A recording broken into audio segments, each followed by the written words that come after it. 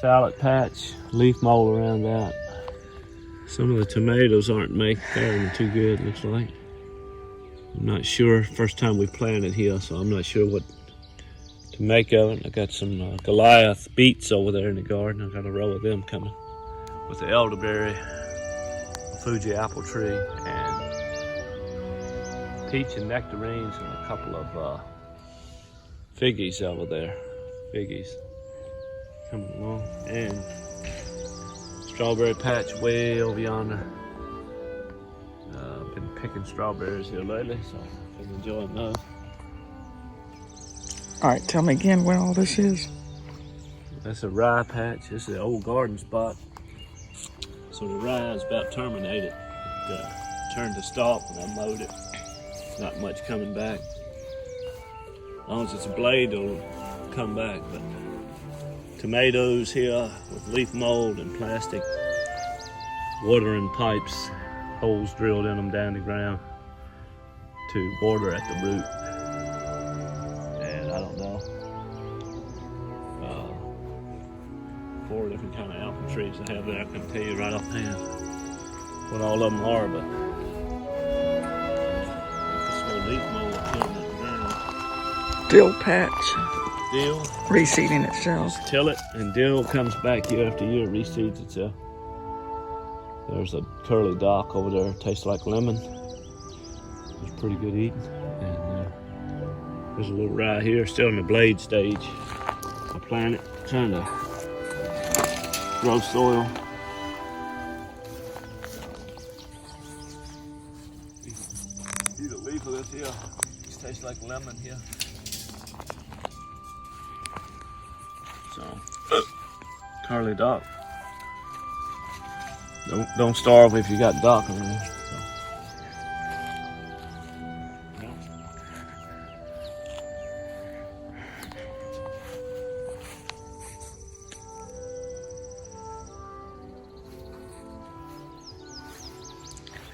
All right, you can tell me about this stuff here.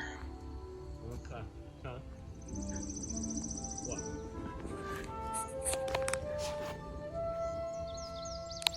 The apple trees. Let's see what kind that's in. Get the various varieties here. There's some Gala. Doing fairly good. This here's a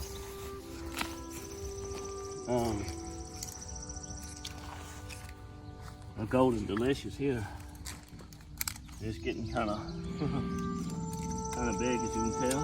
So the tag on that always can. Golden delicious, eh? And of course, this is a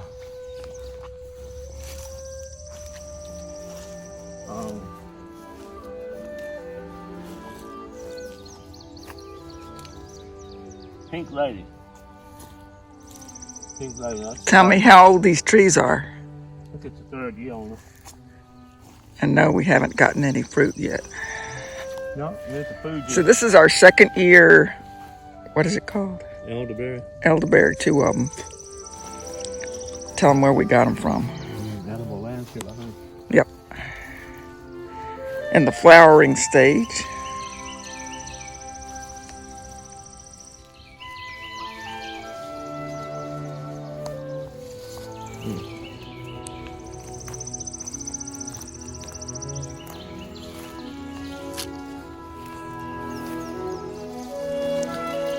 Having to stake it up a little bit because it's trying to hit the electric fence. We have an electric fence around the perimeter of the property.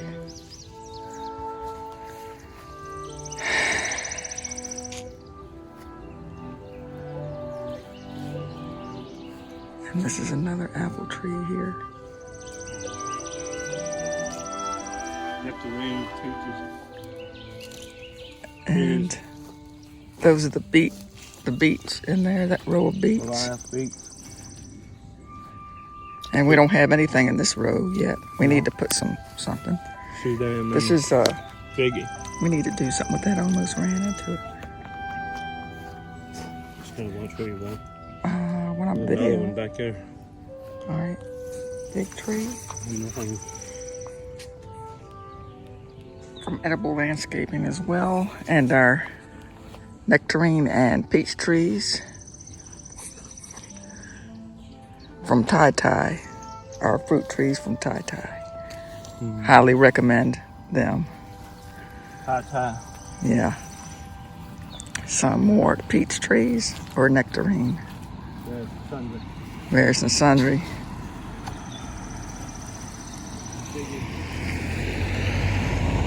Biggest don't do well here, so they call for them.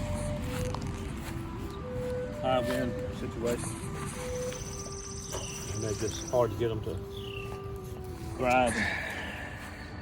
I think them strawberries look like they have really jumped. Well, we'll look at that.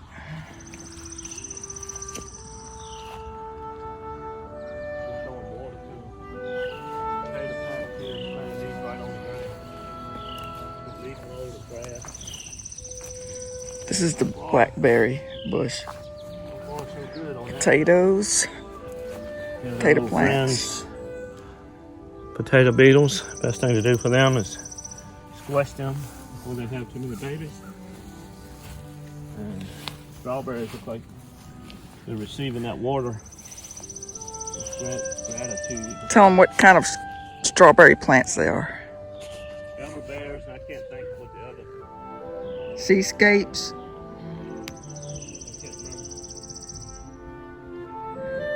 Without looking at the book, We had some regular ones I can't tell off the top of my head. and some everbearings. They're starting to, about ready to bloom now. Trying to keep the bugs off of them. Just planted them right on top of the ground. We've been hit hard with bugs, so we're trying to do something a little different this year. And mulched it with leaf. Leaf molded with grass. Pretty deep. I don't see any exposed, so that's good. But if they start to show, I got plenty more leaf mold to put around. So that's building good soil into there. Lots of fertilizers, they have heavy feeders. Trifecta plus on there, or trifecta. And strawberries, I didn't put anything on them, but they could use a little something like that. Straw bait kill my strawberries because they have weed seed in it. Compliments of. And so what that made it do is it deters growth. But anyhow, thankful for what we do have. We've been getting plenty to eat on. All right, go for a walk. All right. My bush coming back, my blackberries. I cut it back hard, so it's almost like it's starting completely over. I put such a hard cut on it. Huh. If that was wise or unwise. Got a few little peachy things coming here. Wind keeps blowing them off, and they say one thing's for sure: you got to pick that stuff up when it hits the ground because it will not be good for them. This is the first year we've had anything much to speak of on them. I'm pretty thankful for that. Yeah, it's a miracle. True blue miracle, I tell you. Lord knows what's going on around here. All right, so that's about it. Okay. Salad's really Tell them coming what on kind of strong. salad it is. I don't know, just a mixture of all but different stuff. I just sowed it in a row. I don't know what all was in there, I'll be honest. Tell them how you planted it. Just made a row. Like a lasagna thing. No, I tilled that. Oh, Not you lasagna. tilled. Oh, okay. And it has some Compost I had filled in with the dirt. chicken coop wire surrounding it to keep the varmints at bay. Yeah, chicken wire. For that. And that's some compost material with some volunteers growing. Stuff we made. There's some kind of squashy thing growing in it. That's why I'm making my tea out of that. This is just on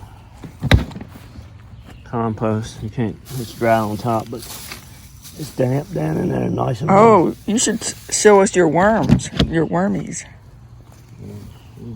Later, man. So this got cardboard and we got leaf mold. I weed eated this all the way down flat, and I just about terminated. I got a little bit coming up, but if I hit it hard again, I'll get it, and I'll just throw leaf mold over this. All this was the wrap. So I planted this without tilling. All these tomatoes, I just took a dirt cutter and round dirt cutter and carved out holes and stuck the plant down in there. A bulb planter. And then I put compost, mixed it with the dirt when I planted it back in the hole in the tube beside it, with plenty of tomato tongue in each hole. So I was trying different things to see what worked. I think I might have burned those up over there. I think I used trifecta on them. They're not happy about it at all. Those there, I think I probably burned some of them up. But they like that tomato tongue. What I can tell of it. So these are just getting started. The eighth day on the kind of Henry Fitzgerald's funeral. Few the day before on Friday, I think. Most of them on Saturday, I believe. Are we going to the worms? No. Put my gloves on. Put them in there, let them be breaking there. After that's ready, Tell them what this is. fresh water here. This is our 55-gallon bucket, catches rainwater.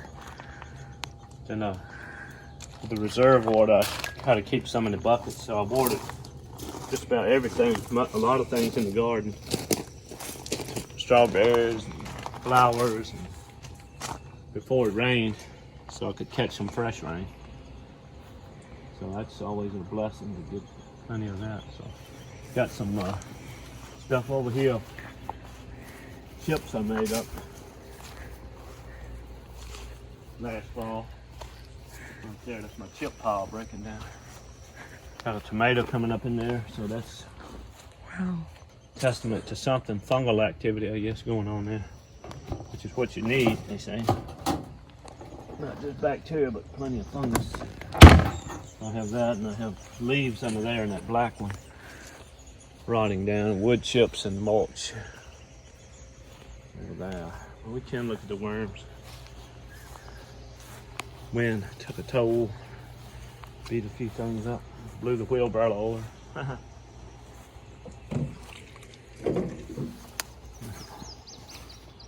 So that's comfrey coming along. I watered all this stuff pretty good before the rain. That's another strawberry patch. They really lived well, these here little ones too. I think every one of them took, as it appears from what I can tell. Yeah, they're kind of like wood chips, I think. This here's my stuff here. He's saying that stuff. This here's the leche. So this is the stuff, the worm tea here, I call it. Need to draft that off every now and then. So there's actually worms down in there, and I'm learning how to work with them. Gets a little hot in there. They like cardboard. So, and if it gets too hot, they migrate out of the center and go towards the edges where it's cooler. They like it about 77 degrees, I heard. But they can't eat this raw stuff. There they are over there, crawling around. It's kind of warm down in there. I don't like for it to be quite that hot for them. That's the way it goes sometimes. Here's some, you'll see a lot over here because it's cool. And they're like going crazy and down in there. And this here's Red wigglers. Yep, voracious little guys. Can you? I won't add anything for a while. I let them break this down a little. They're like little cardboard pieces in there. That moderates the moisture level. Take the temperature. Did you take the temperature? I don't know. probably a little high for them. It's hot right there. 70 something now. I shouldn't be feeding them green food because then it's got to break down. Then you've got to heat. It's about 80 right there. So this is a little bit high. But sometimes it's better to leave the thing off of there. Let it cool off a little is what I prefer to do. So I won't feed them for a while. Now I'll let this stuff break down a little. And if you move it around a little, you can get a little bit of that heat out of there. Oh, yeah. So that's what I'm doing now, trying to moderate a little bit of that heat. You know? It's kind of warmy down in there. But hey. And what do you do with that stuff down there? Oh, the leche? Well, I've been pouring it on. Compost? Yeah, that chip pile I got up there. I get about one of them a day out of there. That's the drippings, and this here just keep it a little cooler. I don't know if it works, but they don't like too much water, so I try to keep as much water out of there as I can.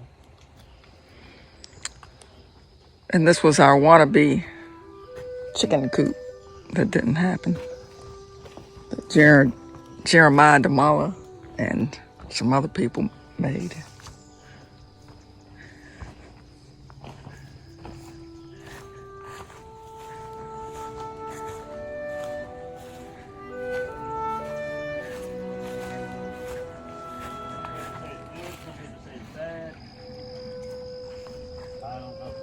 Larkspur.